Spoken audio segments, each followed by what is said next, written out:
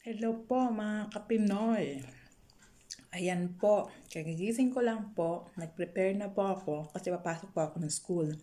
Nagpasok po ako ngayon. So, ang uwian ko po is 1:30 ng hapon. So, ito po nag-almusal po tayo ng nilagang itlog tsaka yogurt. Kasi simulan ko na po ang low carbs dieting. Sus, akala mo naman totoo. Pero gagawin ko po yan talaga kasi nakaka-inspire po yung kaibigan ko sa Belgium. Mataba po siya dati. Nag-low carb dieting po siya. Oh my God, napakapayat po niya ngayon. Kaya tuwang-tuwa ako. In few months lang, ang ganda na ng result. Kaya gagawin ko po talaga siya ngayon. Kasi magsa-summer na, especially here. Kailangan pumayat na. Mahirap kapag masyado na mataba minsan kasi nahihirapan po talaga akong huminga. Hindi po katulad nung dati. Nung dalaga pa po ako, medyo payat pa po ako. Pero mabagal na po kasi talaga ang metabolism natin kapag tumatanda na po tayo.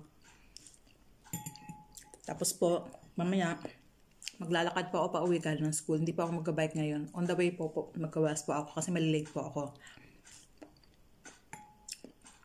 Mamaya po, ipapakita ko po sa inyo yung mga dadaanan ko. Napakaganda po ng mga dadaanan ko. May maliit pa nga na parang river, na parang sapa sa atin. Sa Pilipinas, pinapaliguan na yun sa atin. Pero dito, hindi mo pwedeng paliguan kasi napakalamig po talaga.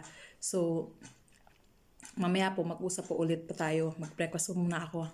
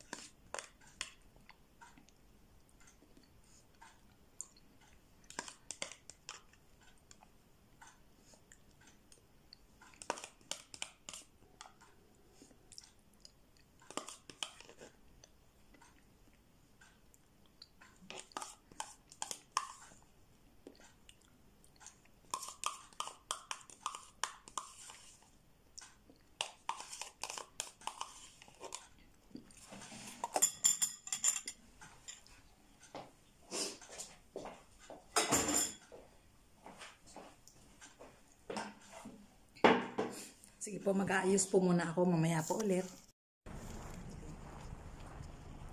Hello mga kapinoy. Ayan po, papunta na po ako ng school ko. Kabababa ko lang po ng bus. Kung nakita niyo po, ang bus ko po nasa likod.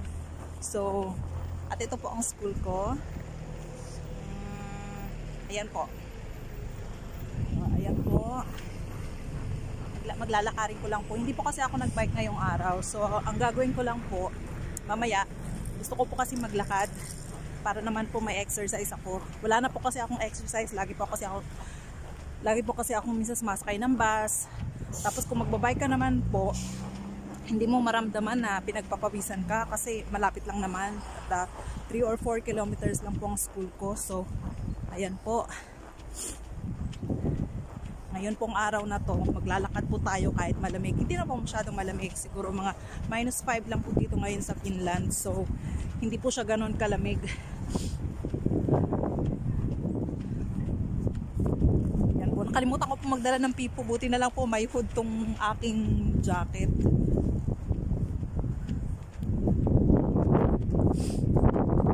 Yan po. Malapit na po ako sa school. Kung kita nyo po, ito po ang school ko. Po.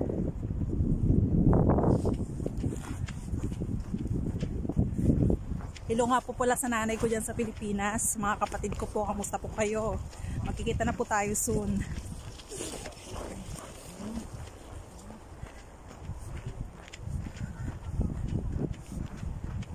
Maganda po ang panahon ngayon, may araw. So, magandang maglakad. Since hindi na po tayo nakaarawan, hindi po katulad sa Pilipinas, laging may araw.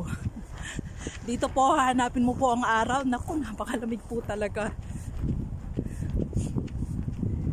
Pero malapit na po mag-spring. Magtatagal naman. Pag malapit na po ang spring, pag mag-spring na po, ang araw po hanggang gabi. Kaya ang kurtina po namin madilim, makapal. Minsan po bumili pa ako ng kurtinang kulay itim.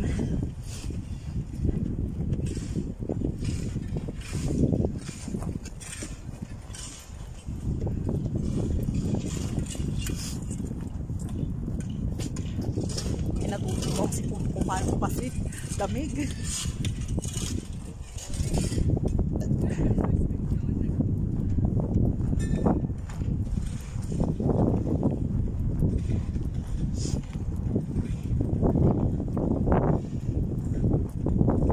Sige nga po, hello nga po pala sa mga kaibigan ko dyan sa Pilipinas. Kamusta po kayo? Magkita na po tayo soon. Soon po after 10 years.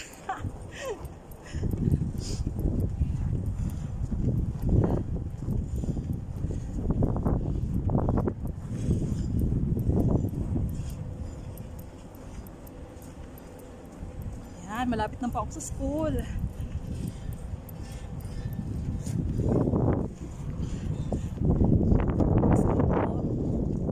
Makikita niyo po, ayan po.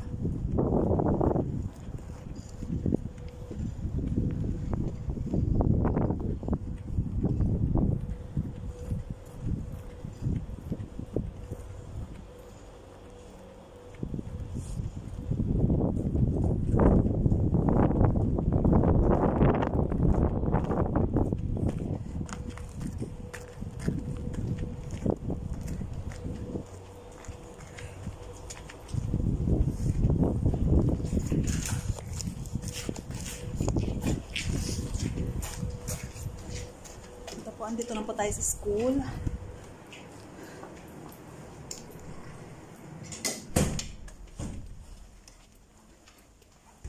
Komenta.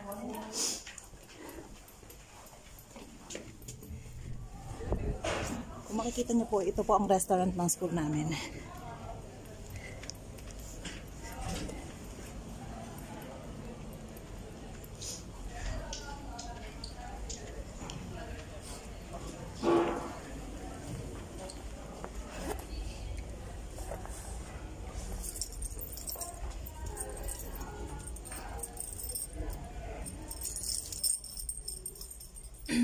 Ayan po, nasa elevator po tayo ngayon. Itong susi po na to, kailangan po, i-punch ko po dito sa taas. Tapos i-press ko po yung 4 para makaakyat pa ako. Pag wala po ito, hindi pa ako makakakyat. Ganun po ang security nila dito. Kaya wala po sila mga guards sa baba.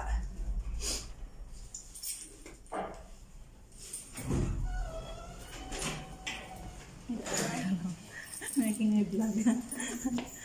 Okay, andito na po tayo sa school. So, napasok na po tayo sa klase natin. Break time po nila. Sakto po.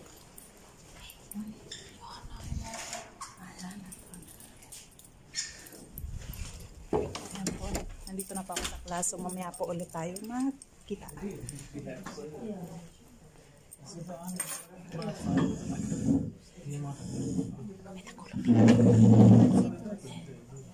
Ayan po. Mamaya po ulit tayo mag-usap. Nandito na po ako sa class namin. So, later po ulit. Bye-bye po muna. Hello mga kapinoy. Ayan po. Magla-lunch po kami ngayon. So, napakita ko po sa inyo ang lunch ko. Sinabi ko po sa inyo na sasimulan ko na po ang pagda-diet. So, ito na po. Itlog. Ayan po, itlog. At saka, salad. Ayan po. Ayan. Pipino. Kamatis. butas. So ayan po, kakain po ako ngayon ng lunch ko. Tapos 1.5 hour po, matatapos na rin po kami. So uuwi na po ako. So bablog ko po mamaya kasi maglalakad po ako on the way home. Ipapakita ko po sa inyo yung dadaanan ko. Kasi hindi po ako magbabas kasi maganda po ang araw ngayon. So gusto ko po maglakad para naman po maarawan ako. Kasi bihirang-bihira po ako maarawan dito kasi pag weekend naman po kasi late na po kami nagigising at pagkagising po namin medyo madilim na rin kaya ang araw is nagsimula siya ng umaga at natatapos ng mga bandang 4 medyo 4 or 5 medyo ano na po siya medyo madilim so pero pag malapit na po ang spring and summer mahaba na po ang araw minsan po umaabot na po ng midnight especially summer so ayan po. So break time po namin ngayon, kakain po kami. So mamaya po ulit. Pagkatapos po ng klase, mapakita ko po sa inyo yung gagawin ko. Salamat po. Ito po mga kapinoy. Ayan po, pauwi na po tayo. Tapos na po ang klase natin. So maglalakad lang po ako. Ayan po, napakaganda po ng araw ngayon. Makikita niyo po, ayan po. Maganda po ang sikat ng araw. So lalakarin ko lang po ang bahay namin. Around 4 kilometers po. Kasi para po magkaroon po ako ng exercise dahil po wala na po talaga akong exercise. Gusto ko po maglakad pag ganito po ang panahon kasi po maaraw. Yan po, makikita nyo po dito po. Yan po, ito po ang Finland. Nasa Oulu, Finland po ako ngayon. So, yan po, napakaganda po ng mga view kapag ganito kasi maliwanag. -5 po pero medyo malamig pero okay lang, kaya po.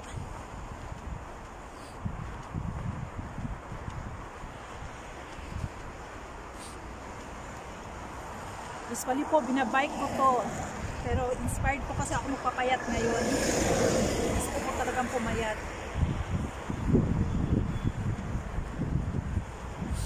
Yan po, makikita niyo po, ito po ang pinaka main highway.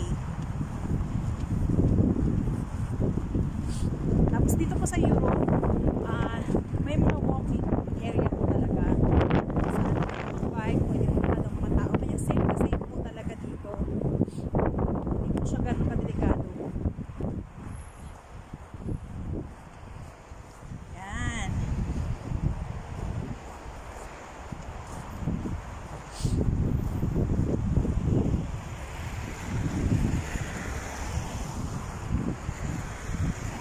Yan po, diba? Ang ganda po ng araw. Masarap po kapag naaarawan. Sarap sa pakiramdam. Hindi na po kasi talaga ako naaarawan. Gusto ko dahil. Ewan ko ba? Tingnan nyo po, nakashade ako, diba? Kasi ang liwanag po dito kapag may araw. Nagre-reflect po yung araw sa snow. Kaya sobrang bright po, sobrang liwanag.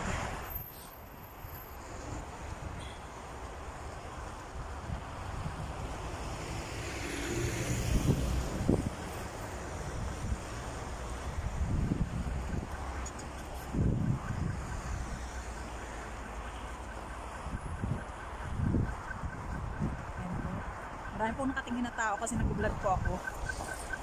Pero kiber ng lola niyo.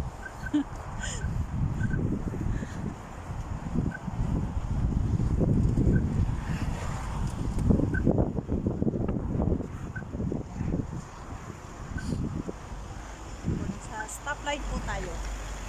So, dito po sa Finland, kapag gusto niyo pong tumawid, ito po, pipindutin niyo lang po yan. Yan.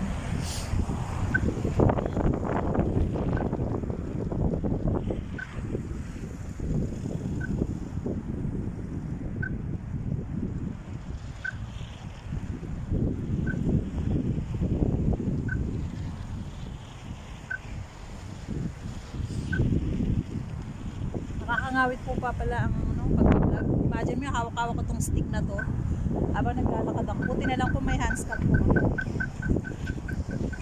Ayan po, tatawid na po tayo. Ito po yung pinaka-main highway. Tapos ito po yung dinadaanan ko. Hindi po siya highway kasi malapit po siya sa ospital. Pagkatak po sa inyo ang ospital. Ayan po yung mga building na yan. Ayan po ang ospital po sa Finland. Napakalaki po. Napakaganda po ng system ng hospital nila dito. Naku, hindi nyo po kailangan magbayad. Libre po. Kahit bumili po kayo ng gamot, naresetahan po kayo ng gamot, mayroon pong bawat Finnish people, bawat residents po dito, mayroon po silang allowance na pera para sa gamutan nila. So napakaganda po talaga, hindi mo kailangan gumastos. Maraming mga libre kasi malaki. Kaya libre kasi malaki po ang binabayaran ng mga tao dito na tax. Which is maganda po. Sana po sa atin ganyan din. Ang Finland po kasi laki lang po ng Pilipinas. Magka-same size lang po sila pero mas marami pong population ang Pilipinas kaysa dito. Ang population po dito ay nasa 5 million lang po. Sa atin po nasa 100 million. So sobrang triple po ang dami ng tao sa atin. Kaya po nasusuportahan po nila yung mga needs ng mga tao dito. Wala pong mahirap. Wala ka pong makikita mga beggars. Siguro po pag pumunta pa ako ng Helsinki sa city, mayroon pong mga beggars. Pero dito po, wala ka makikitang tao sa street na mamalimos.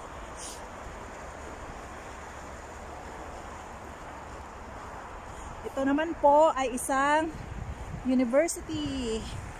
Not university, mga short course, mga short na kurso dito po.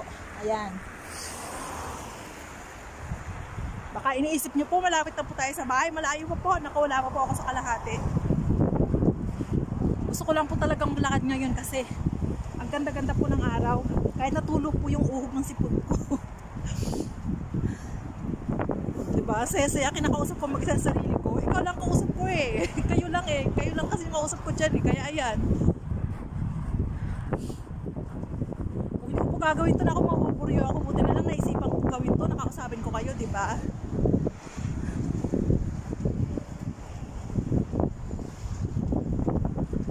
Nakikita niyo po yung mga puno. Malungkot po sila. Pagdating po ng spring, ayan po, maglalabasan na po yung mga magsusulputan na po yung mga dahon nila.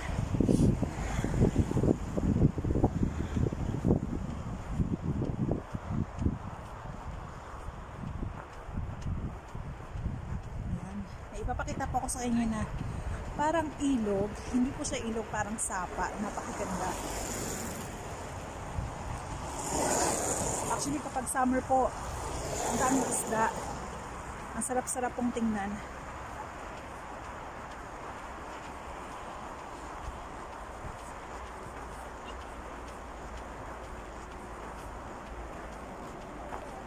Yan po. Tapos kung makikita niyo po, ito po yung pinaka main highway. Ayan no.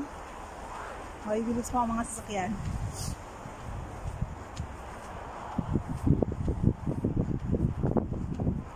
Oh my God. Ang tagal ko pong hindi naglakad. Ang sarap-sarap sa pakiramdam.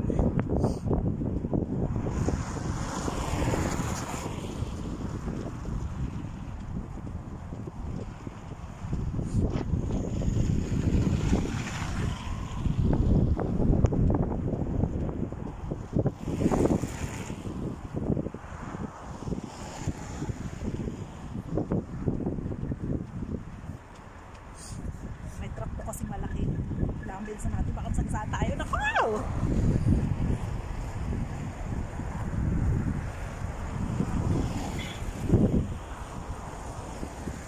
Ayan, malapit na po tayo dun sa may sapa.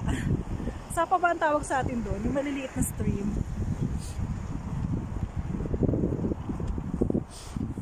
Grabe, panay tulo ng uhog ng sipon ko. Paano po kasi ang lamig? Hindi naman. Tama lang. Pag -5, hindi siya ganun kalamig. Kapag nasanay ka na ha. Pero kapag syempre first time mo, Zero, nanginginig ka na.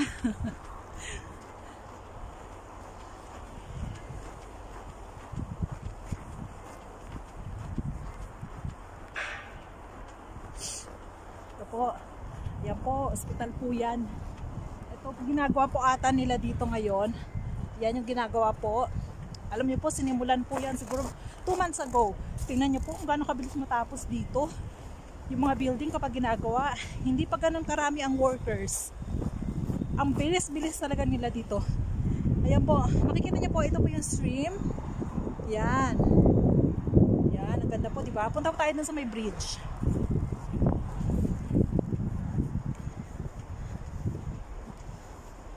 Gusto ko magpa-picture dyan, lalo na kapag spring, o di kaya lalo na kapag summer, kasi ang dami pong ibon, tapos ang dami bulaklak sa paligid.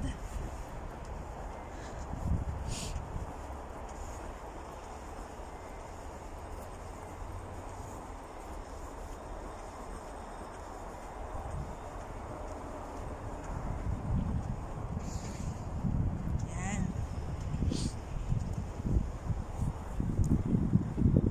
So ito po yung stream, kung makikita nyo po. Yan po, nakikita niyo po ba? Yan, ayan ang stream dito. Ang sapa sa Pilipinas. Parang sapa sa atin. Kapag umakit po tayo ng mga bundok-bundukin, mga bukid-bukid, yan po may mga sapa-sapa. Sabi ko nga sa asawa ko dati, mayroon kayang crabs na maliliit dyan? Kasi diba sa province natin, sa Pilipinas, pwede kang kumuha ng mga maliliit na crabs sa mga ilalim ng mga bato-bato. Sabi ng asawa ko, bawal daw pag dito sa city. Pero paglabas na ng city, outside city, kunyari sa property nyo, mayroon kayong stream, pwede pong gawin yon. Pero dito po kasi, parang in public na po. Alam nyo po, city po ito ha. Pero tingnan nyo, napakalinis. Tingnan po natin. Ito po yung kabila.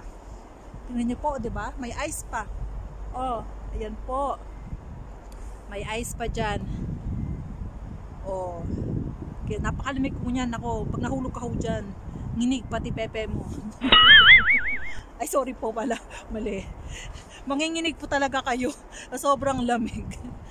Basta mo nga ako, pasensya na po sa mga bata na nanonood. Oh my God. Kalahin mo na ako sa taon, hindi maganda. Yan. Hindi ka po maboboard ditong maglakad, lalo na po sa summer kasi ang dami-dami pong bulaklak, iba-iba ang kulay. So, may enjoy mo po talaga. Hindi mo po mamamalayan yung oras na o nakapaglakad ka na pala ng 1 oras or 2 oras kasi ang daming view magaganda. Kaya pag summer po, lahat po kasi kami, mga anak ko at saka ako, asawa ko, may bike po kami. So pag summer, hindi po kami napirmi sa bahay. Lagi po kaming nagbabike, nag-explore, pumupunta kung saan-saan, nagpipiknik, nag-grill na mga sausage at kung ano-ano pa. Bilis na kata nyo yun, ang bilis sa sasakyan. Bilis po ng kotse, parang nagre-racing.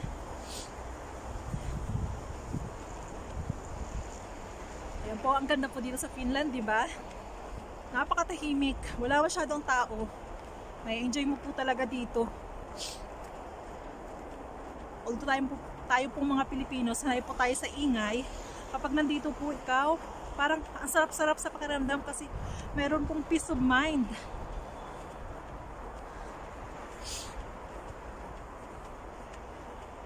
Ayan po, nakita yung snow, bundok-bundok po ang snow. Ganyan po ang snow kapag inaararo po nila, snow po yan. Usually po, pag dating ng summer, wala na po yan. Ano na po, lusaw na. Ngayon, kasi nag-snow madalas. So, ayan, natambakan na. Iba po kasi yung panahon this year, sabi nga nila, medyo late na ang winter. Tsaka hindi siya ganun kakapal. Dati daw hanggang gabewang daw po ang snow. Pero ngayon, hindi po siya ganun kataas. Konti lang po talaga ng snow ngayon.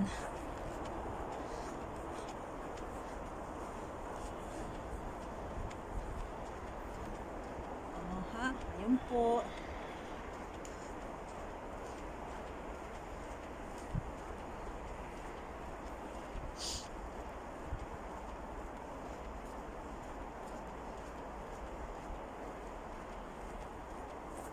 Ito po, di ba? May mini forest sila. Mini forest. Kahit nasa gitna po tayo ng city, mayroon po silang mini forest. Akalain nyo po yun. Hindi po kasi nila basta-basta pinuputol ang mga puno dito sa Finland.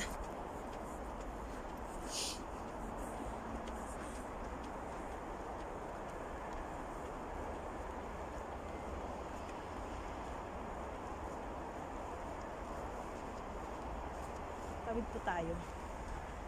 Papakita ko po sa inyo yung soccer field kung saan naglalaro po minsan ng mga anak ko. Tapos kapag ganitong winter, ginagawa po nilang ice skating area. Nakakapag-ice skating po sila. Ayun po, may nag-ice skating, oh. Hanggang ngayon po, kahit magto 2 years na ako dito, hindi ko po nagawa mag-ice skating kasi takot po talaga ako. Although mayroon po ako pang ice skating, nakakatakot po. Especially sa edad nating to, nako, mag-ice skating pa ako, mamaya matumba ako, mabalian pa ako ng balakang. Ay, wag na lang, di ba? Ma-injured pa ako. Panoorin ko na lang sila. Masaya na ako nakikitang napapanood ko sila.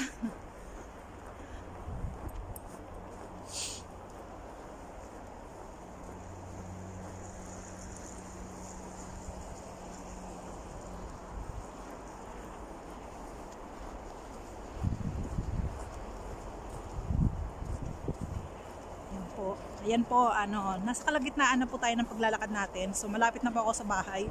Siguro mga 1.5, maybe 1.5 or 2 kilometers na lang po. Hindi na po siya ganun kalayo. Which na-enjoy ko po talaga ang paglalakad. So, it's a good feeling po talaga. O, di ba nag-English ako? Kalain mo yun. Dito po kasi parang nakalimutan ko na mag-English. Paano po kasi? Nag-uusap naman po kami ng asawa ko ng English, pero hindi po ganun kadalas kasi minsan kinakausap niyo po ako ng Finnish, although hindi ko na nga po maintindihan eh. Dumudugo na nga po yung ilong ko sa kakasalita ng Finnish. Pero okay lang po kasi kailangan ko talaga matuto ng language nila. Yung mga bata po, ang galing-galing na nila mag-Finnish. Talagang na-adapt na po nila ang Finnish language dito. I mean ang Finnish culture. Hindi po wala Finnish language. Pero I mean marunong na po sila. Especially po yung panganay ko, ang galing-galing na po talaga mag-finish. Yan po, oh, may nag-ice skating, naglalaro po. Yan, ginawa po nilang ice skating. Nakikita niyo po, nag-ice skating po siya. Ay. Hindi ko siya makita. Ayan.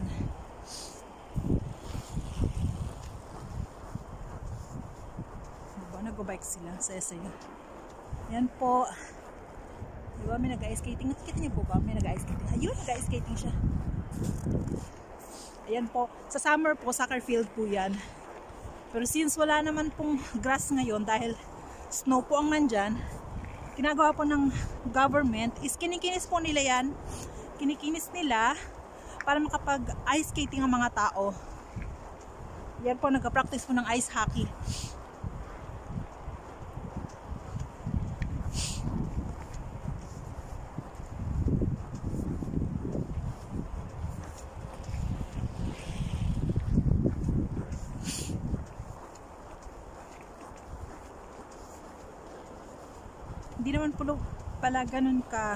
Hindi naman po pala ganun kalayo kapag nilakad.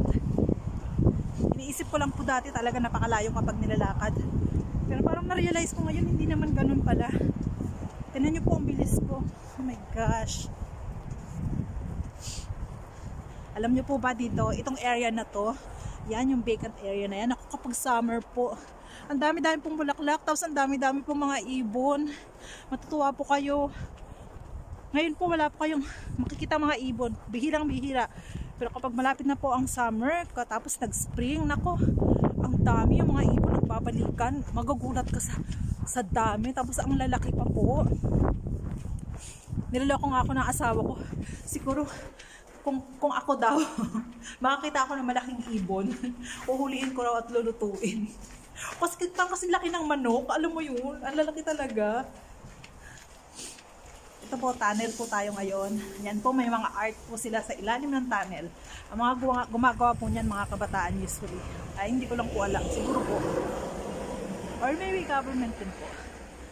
I'm not so sure. Kasi hindi ko pa naman nakitang nagpipinta sila. Yan po. Malapit na po tayo sa school ng anak ko. Kasi po, pag pumapasok po ako, nadadaanan ko po yung school ng mga bata. Kaya minsan po, dinadaanan ko po yung bunso ko. Diyan-check ko po pag nandun pa siya. Pero minsan po kasi ayaw po niya sumama umuwi sa akin kasi naglalaro pa po sila. Sa school po kasi ng anak ko, mayroon pong tinatawag nilang nokari.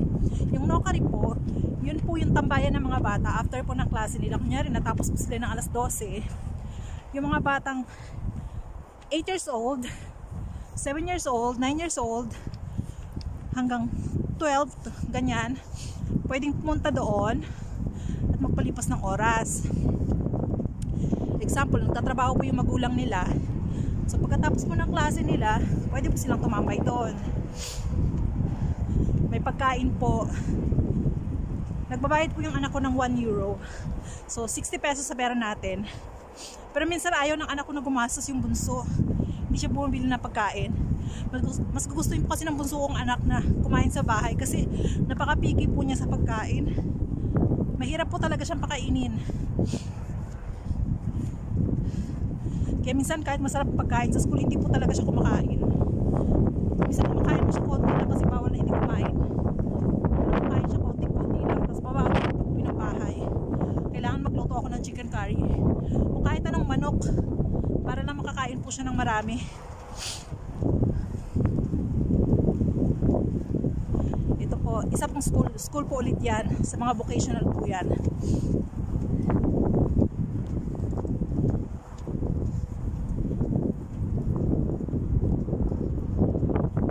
Nakita niyo po ang street dito sa Finland, napakalinis. Wala pong basura. Wala kang makikitang basura. Wala kang makita kahit upos ng sigarilyo, hindi po ako nakakakita.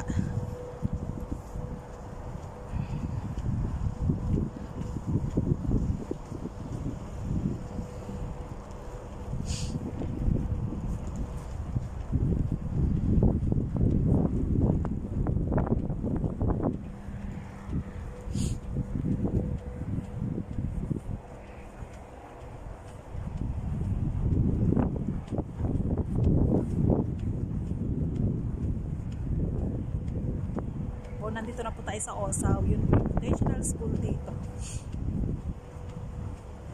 Meron din pong Finnish language dito, pero sana po dito na ako next month para po medyo malapit sa school ng anak ko.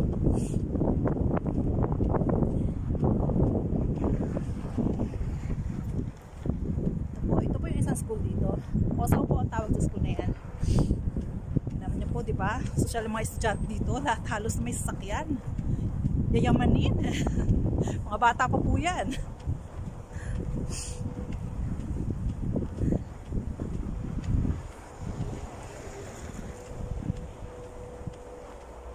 Eto na po.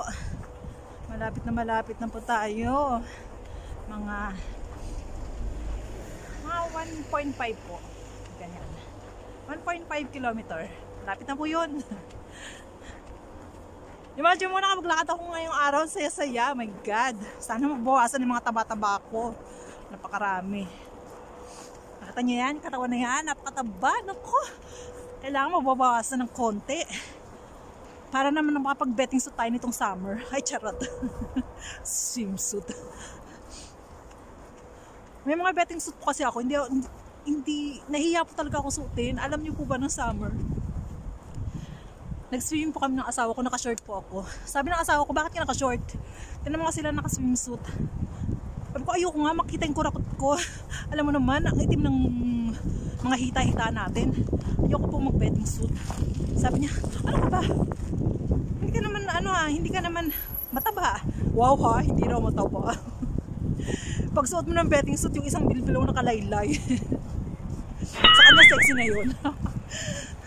Pero nakakaloka po, diba? Dito po kasi wala pong pakilamanan. Kahit nakabikini ka nga lang okay lang. Kahit napakalaki mo pa, okay lang din. Basta naka-swimsuit ka, wala silang pakialam dito.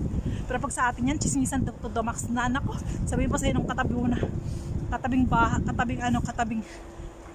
cottage. Tingnan mo yung babae, ang itim-tim ng singit. Nako. Pero, di ba, nakakatuwa, gaganunin ka. Pero dito, wala, kanya-kanya po kasi.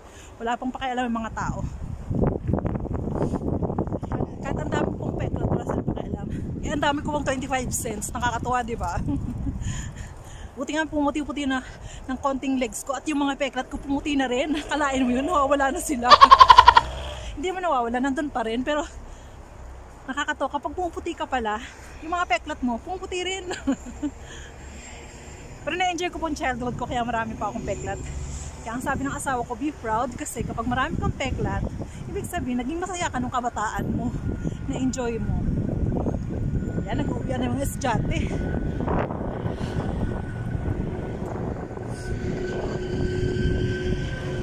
Yan, nasa bus stop po tayo.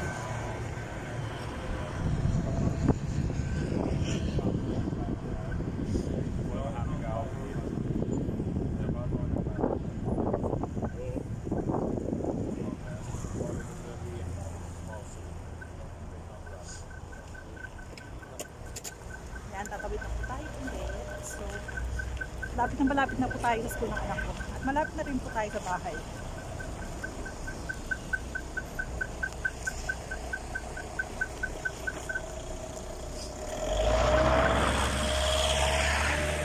Napakaganda po talaga ang exercise araw-araw. Sana laging ganito yung weather para makapaglakad ako araw-araw. Kapag parati pong ganito na stable na walang hangin, tapos may sikat ng araw, maglalakad po talaga ako hanggang summer para po maging in shape tayo. Tapos mamaya po sa bahay maghuhula po ako para po mabawas-bawasan ang mga ating tabanish. Ang dami na ng fats, kung pwede lang ipamigay, naku, pinamigay ko na. Sino bang may gusto? Bigyan ko kayo.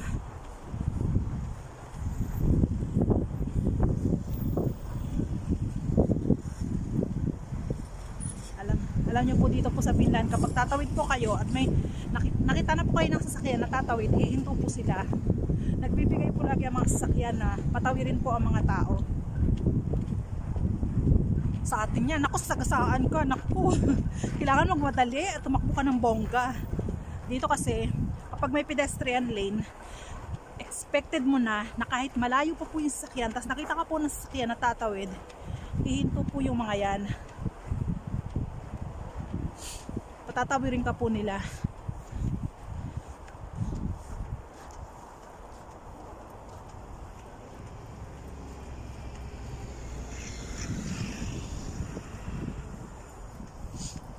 Yan.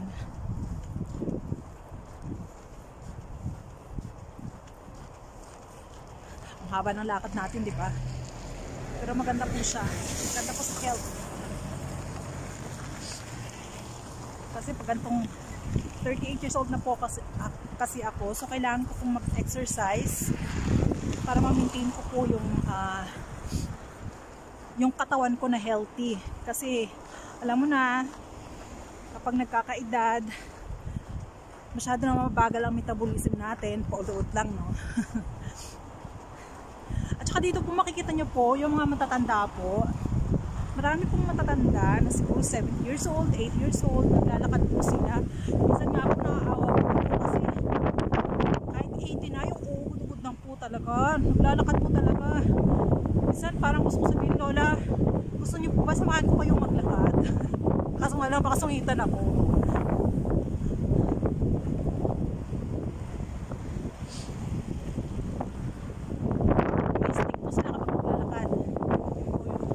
Suporta nila. Pero malakas po sila. Imagine na sa edad na gano'n, 80 years old ka na, sharp pa po yung brain mo. Nakakatuwa po, di ba?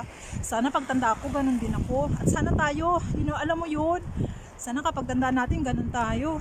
Sharp pa rin ang brain natin. Nakakapag-isip pa rin tayo ng tama.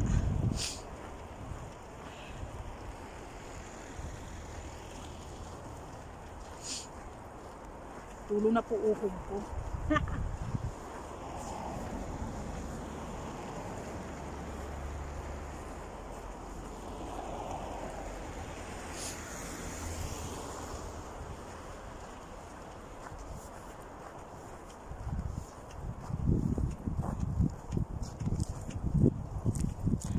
Ayan po, ilang oras ko pong makikita yung video, ganyan din po yung oras ng paglalakad ko. Kasi sinimulan ko po yung video na yan galing sa school. So, Kung gaano po katagal yung video na yan, ganyan din po katagal ang paglalakad ko.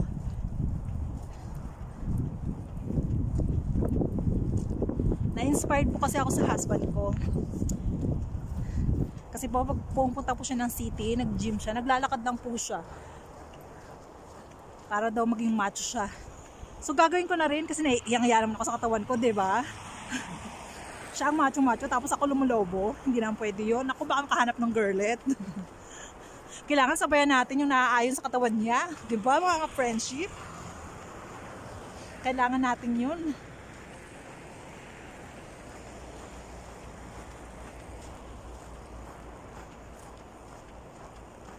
Oy, sa friendship ko nga pala dyan sa Belgium, si Lindy. Nako, sister.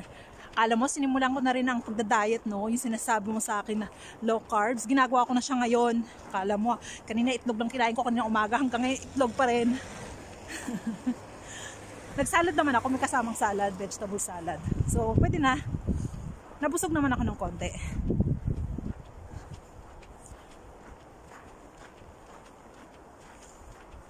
Pero sana ituloy-tuloy ko, no? Sana maging successful. Sana bago mag-summer may abs na me. Sarap kaya ng mga abs. Pagsuot ko ng hanging na damit. O, diba? Minsan kapag bumibili ako sa Kerputuri ng damit, masyado kong minamalit yung sarili. Minamalit yung sarili ko, yung tipong bibili ka ng damit, akala mo kasya sa'yo, tapos pagdating sa bahay, hindi pala kasya. O, diba, pang asar.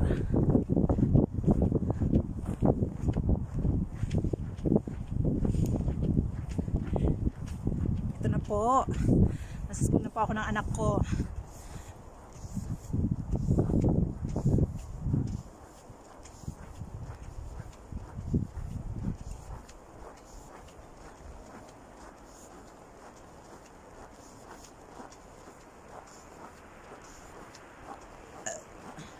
Tingnan niyo po, busog pa po ako, nagbe-burp pa ako.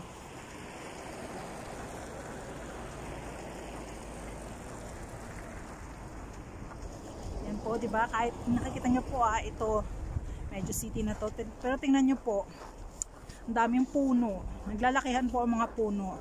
Kaya po pag summer, nakakatuwa kasi kahit nasa city ka, mararamdaman mo yung nasa nature ka pa rin.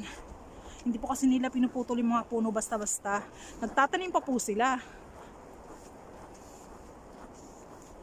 So, ito po ang school ng anak ko. Ito po, school po yan ng dalawa kong anak. Ayan, nakikita niyo po. At sa tapat po niyan, mayroon pong store. Ayan po. Ayan po, grocery po yan. At nakikita niyo po, ayan po, nakikita niyo po yung, saan ba? Nakikita niyo po yung likod ng forest na yon. Yun po, bahay na po namin nandun po.